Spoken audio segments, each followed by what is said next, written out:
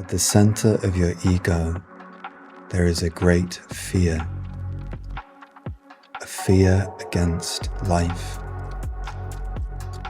A denial of your place as life itself. Together, as you listen to my words, I invite you to be free.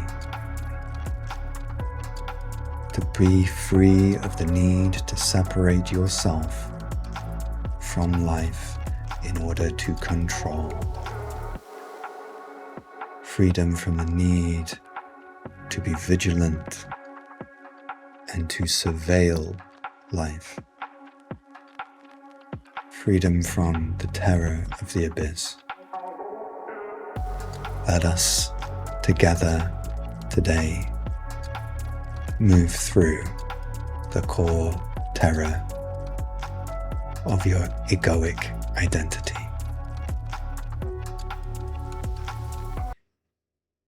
Hey everyone, welcome back to My Rising Rose with me, Jack Morrigan. Today I'm going to be channeling one of the dragons of the Rising Rose for you. Yesterday I was talking to the people at Perfectly Okay, which is an organization connected to non-duality, and giving a talk with some of their members. And one of the things that came up a lot during that conversation was the topic of the abyss. So what is the abyss? Like, the abyss is this place that we can face on our spiritual journey, which for me is very much focused in the downward direction. So this movement down into the earth. And what happens is our mind can come in contact with the core fear held within the ego identity, which is like this terror of non-existence. So it's this very, very tightly packed terror feeling. And for me, the way that showed up was, it felt like the ground beneath me just opened, and my body is just sort of quite uncomfortably floating above this precipice or this abyss. And it feels like at any moment I could just fall through my body, like almost like my soul would fall out of my body into this abyss and something terrible would happen. So I'm not saying this to frighten anyone. I'm not like trying to sort of plant this in people's minds as something that they should be afraid of. It's something that the ego can do to make you afraid and make you not let go. Basically, it's this very tight holding on. It's one of the ego's last sort of bastions of defense. And I was kind of under the influence of that for about 8 years, which makes it difficult to function. Like, it is not a pleasant experience. And for me, it was closely tied to the anxieties that I had anyway in life. So if I went for coffee with a friend, and there's lots of people and voices, like, you know, there's a lot of kind of things going on. For me, those are sort of triggers related to my social anxiety. And sometimes it would just come up really strongly in those moments. And then I'm sat there trying to listen to my friend talking about maybe problems that she's having at work, and my palms are drenched in sweat because my experience is that there's this abyss has just opened up and I'm floating above it, and I'm trying to be a good friend and listen. But at the same time, you know, there's this fear of oblivion is coming up strongly. I had a friend who we were kind of going back and forth through this stuff together, and he was going through the abyss stuff, and I gave him this recommendation to stop running away from it, basically. And instead of kind of trying to resist it, to actually actively put his hands down into it and like pull it up, pull all of that fear and dread and everything up into his body and just like let it be there. He thought that was a crazy idea. He didn't say that to my face at the time, but he was reflecting on that later, saying that he thought that was a crazy idea. But he did do it and found that actually the kind of slime of that abyss, the terror of that abyss, actually transformed into almost like this liquid golden light and just started disappearing. And he wrote about that actually in a book that he's published called Awakening the Below, which I'll put a link to in the description. And then a couple of years later, I was going through the same thing, and he basically just mirrored the advice that I'd given to him back to me. Because I was talking about this stuff with the cafe, that this is really having a negative effect on my quality of life. And he was just like, okay, I think you need to face this. And I was like, yeah, but like, if I face this, something terrible could happen. Like I could go completely insane. Like it's got all these different fears in it, and it's quite a personal thing. Like it's like in movies, like in superhero movies, they'll often like face their worst fear. Like Batman's got these fear of bats, and in order to kind of like transform so that he can win the big battle at the end, like he has to sort of face his big fear. It's a lot like that. And it's going to be, if you are going through this, it's going to take on its own unique flavors for you. And so for me, like the fear of going crazy, the fear of like, being humiliated or being something completely weird and basically being outcast and rejected, was all tied into it. And I was like, well, what if I go crazy? What if, something terrible happens to me or whatever? And his response surprised me, because it was just like, maybe it will. And maybe all of that stuff will happen. But do you want to be running all of your life? That was like kind of the gist of the message. And it's like, okay, I don't want to be running anymore. I actually feel like I'm almost being bullied by this internal energy, this internal fear, which is like core egoic. It's like a big spiritual bully. And it actually, what it awoke in me was this warrior spirit that was really angry. Like, I'm angry that this energy is limiting my life and confining me and like making me small. And like, I've had enough. It had this quality of facing it. And I would say to myself, like in my own mind, but I'm talking to the abyss, right? So I'm talking to the abyss and I'm saying in my own mind, like, you had better come at me with everything that you have, because I'm not going anywhere. So give me your best shot. It had better be a big one, because I'm not going anywhere from now on. And that transformed something inside of me, almost overnight. Like, bearing in mind, this has been 8 years of experiencing this. Pretty much overnight, it completely transformed. The moment I faced it, it just didn't have any power over me. And I could feel it in a similar way to how he was describing it, with these, like, this black, tarry, horrible substance, like transforming into light, and feeling that moving through my belly and just opening up. And it went away very quickly.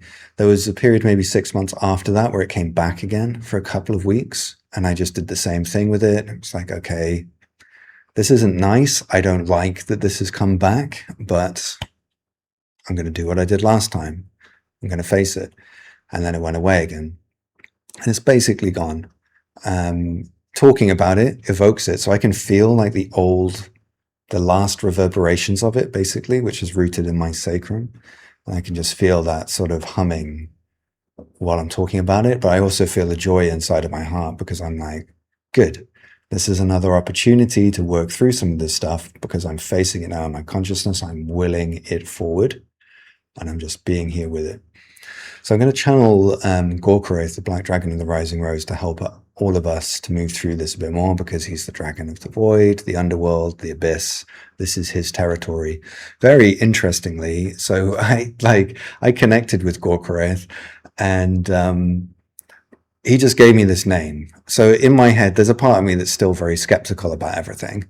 All of these weird goings on. So I'm like, oh, okay, is my mind just kind of like taking this name because it sounds kind of cool? At least the way that I think about things. It also sounds like a band that I like. And I was like, oh, if I just sort of, I don't know, hijacked that in some weird way. But I was just kind of going along with it. Anyway, what I found out a little bit later was the band that I liked had named their band after something from Lord of the Rings, and that the place in Lord of the Rings that they were named after was connected to a black dragon, which I was like, oh, well, that's an interesting link.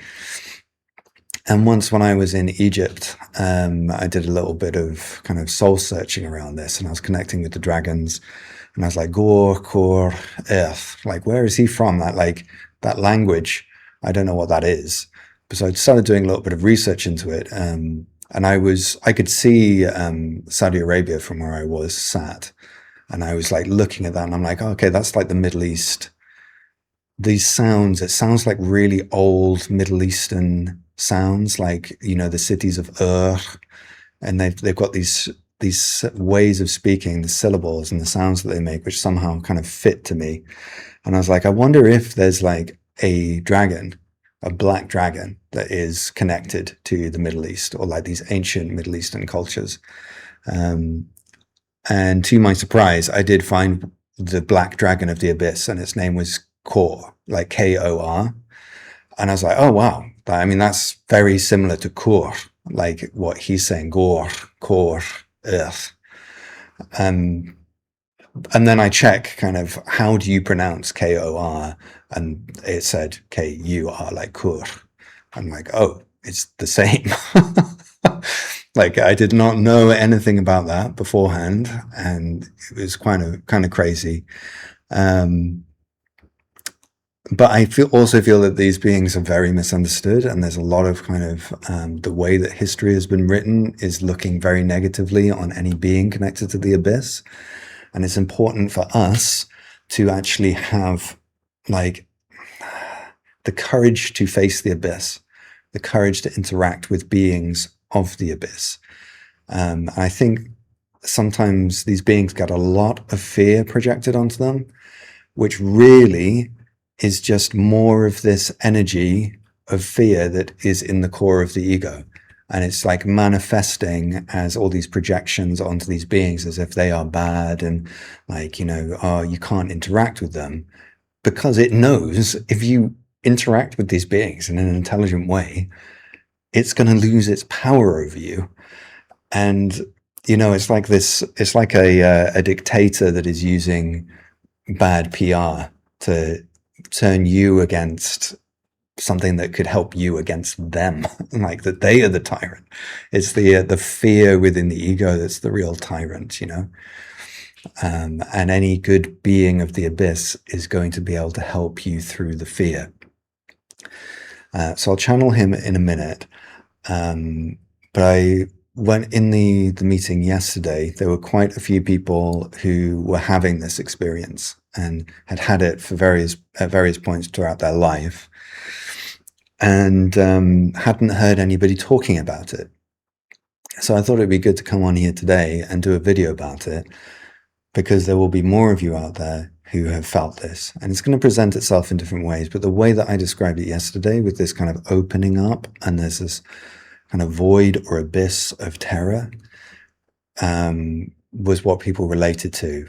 And it was really nice to be able to talk to them about that, because it gave them a sense of relief within it and a way of working through it, like understanding you don't have to be terrorized by this thing for the rest of your life. This is not some insurmountable problem. We can work through it. And that's the people who are aware of it, you know, that I'm talking about. Really, it's going to be there in the majority of people. Most people just won't be aware that it's there. But your life is built upon it, whether you're aware of it or not. It's kind of built into the foundations, and it can kind of pollute the rest of the rest of your life from that foundation. So it's good to work with it. In what's the right way of putting this? Kind of bit by bit. Like, nobody has to just sort of jump down there and, you know, get themselves really overwhelmed by it. You can work through it one bit at a time. So mention in the comments if you are feeling this kind of thing. I'll put my email down there as well. And if you you're kind of deep in it, you can message me, because sometimes just talking about it, especially because I'm someone who has moved through the majority of it, there's something energetically that happens through our interactions which helps people through it. I've had that with one person specifically that I can think of who was part of Goddess Medicine, who really moved through some of that. And it didn't really require any like really kind of, it's not like we were sitting down planning how to help move through that. It just kind of happens. Sometimes just being around someone who's moved through it, there's an energetic transference that can speed the process along. Okay, so I'll bring through Gorkrith, because talking about speeding the process along, I think he can do that even more so than me. So I'll let him take the reins for now. Oh, but just to remember, Dragon Medicine begins in about 2 weeks' time. It's the 15th of July that we begin. It's restarting Dragon Medicine after about a year and a half of switching over to the goddesses. So if that resonates with you, then take a look in the link below. If finances are an issue for you, then drop me an email and we can talk about it. You know, my goal is to get as many people who really resonate and can benefit from the experience into the groups as possible. And I don't want finances to be something that stops that from happening. Okay, so now I'll bring through Gorkraith and let's see what he has to say.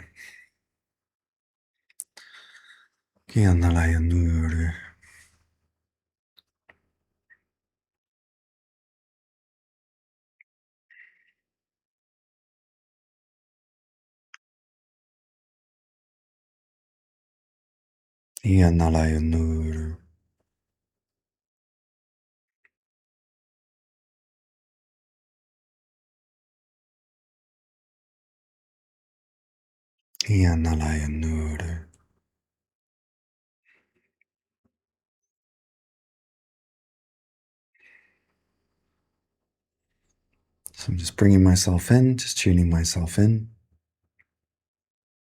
Just bear with me for a moment. Just moving Jack's body around so that I can help. And basically what I'm doing is opening up the muscles and energy channels in his hips and root, because I am located, let's say that I'm located within the abyss, because that's the easiest way of describing this. I am Gor, Kor, Earth, Gor, Kor, Earth, Gor, Kor, Earth. The black dragon of the rising rose, part of the earth chakra of the cosmos, but could be put a little bit more succinctly as part of the abyss of the cosmos. Another way of putting it would be part of the womb of the cosmos, the lower part of the body, which is the origin of life, right? The black silent abyss that is the origin of life. It's where you all came from, every single one of you, no exceptions. And that's possibly there was some scientific involvement, but for the sake of argument, let's say that everybody has come from a womb. So as always, the energies are the most important thing here, more important than the words that I'm saying. So what I'm doing is I am bathing Jack's body in the energies of myself. But really what I'm doing as well is serving as a mediator. I'm mediating between two parts of a whole. So there is the spiritual, the cosmic abyss, the womb of all existence. And then there's you, a human being existing in this point in time and space. And I am serving as an intermediary. There we go. Intermediary between cosmic womb and human being. So I'm acting as a kind of interpreter. I'm like an ambassador of the cosmic womb right now, speaking to you. A lot of people are afraid of this place, consciously or unconsciously. There's a fear that can come in. I suspect for many of you, actually, you probably don't feel that much fear in your body right now because you can hear the protective and nurturing quality of my voice and the energies that I'm bringing, the peaceful quality of it, because it reminds you of being in the womb. So it reminds you of pre-birth, and pre-birth kind of watery, silent peace. Not that it's all that when you're in the womb, but you maybe sort of remembering something right now while I'm speaking.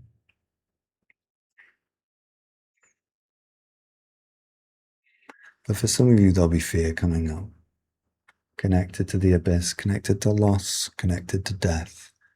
You know, all these things that evoke fear in people.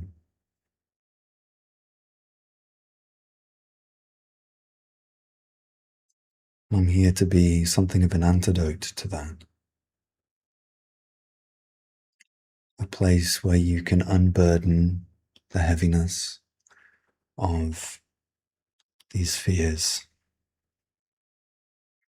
A bit like taking the plug out of a bath filled with water, the water with fear, and you're just letting it drain out. And I'm, in this metaphor, I am the pipes that water and that fear is draining into.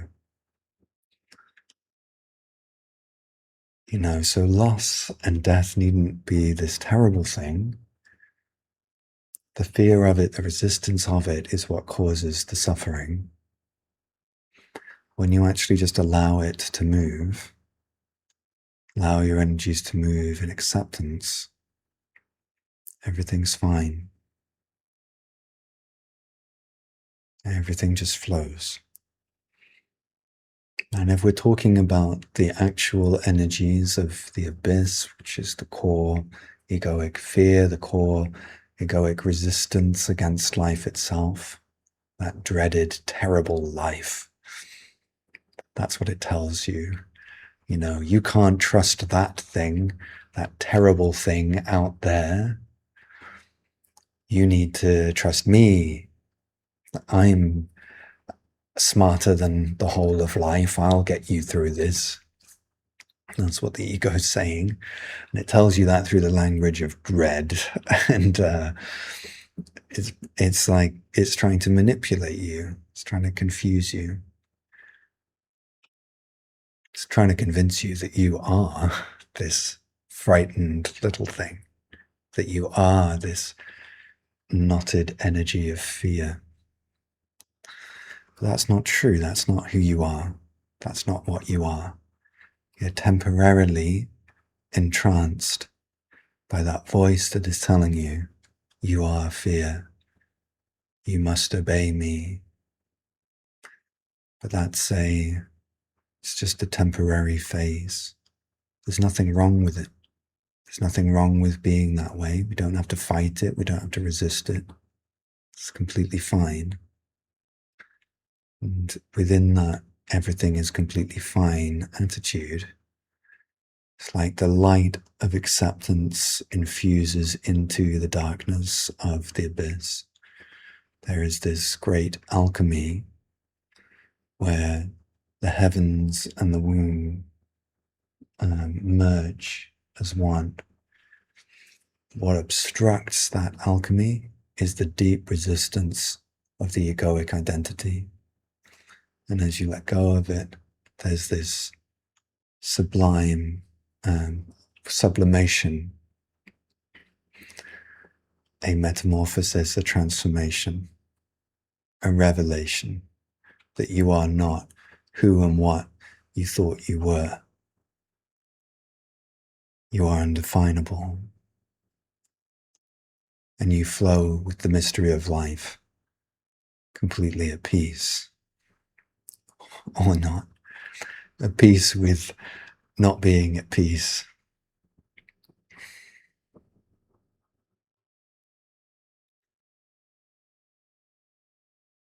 So as always, my words are not the most important thing here. Yet I'll try to use them wisely. At the center of your ego, there is a great fear, a fear against life itself, a denial of your place as life itself. Together, as you listen to my words, I invite you to be free. To be free of the need to separate yourself out from life in order to control. Freedom from the need to be vigilant and to surveil life. Freedom from the terror of the abyss. Let us together today move through the core terror of your egoic identity.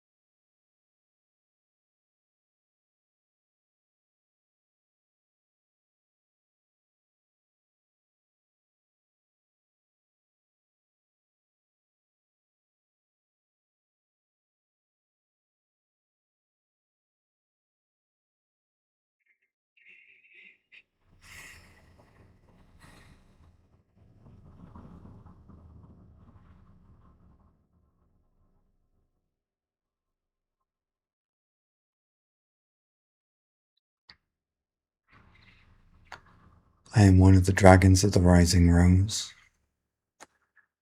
A rose starts with a bud, a tightly bound knot of petals.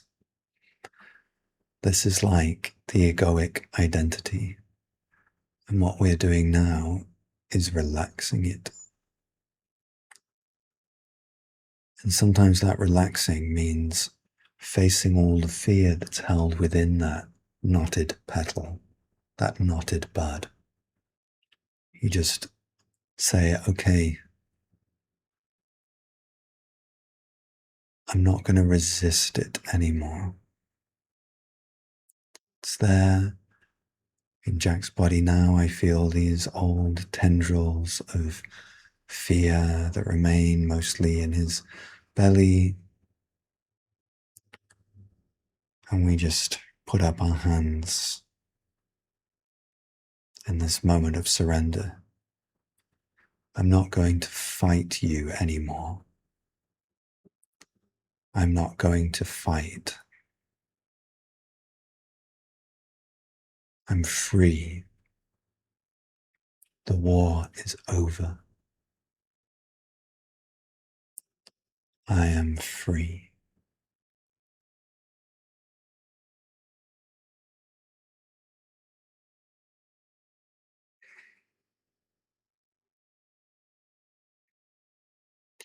Now, as I say this, I don't expect that everyone is suddenly going to have some completely miraculous, total liberation. This is just a drop in the bucket, right? This is a step in the right direction.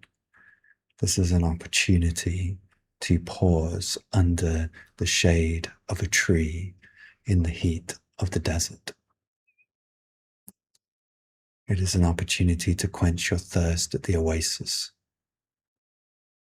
So allow yourself to do that.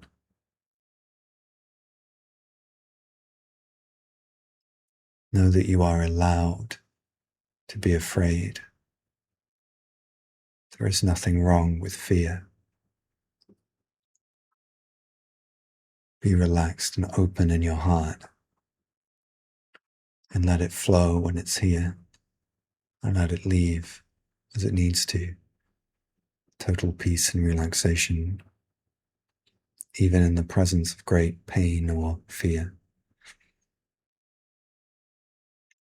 So let it move.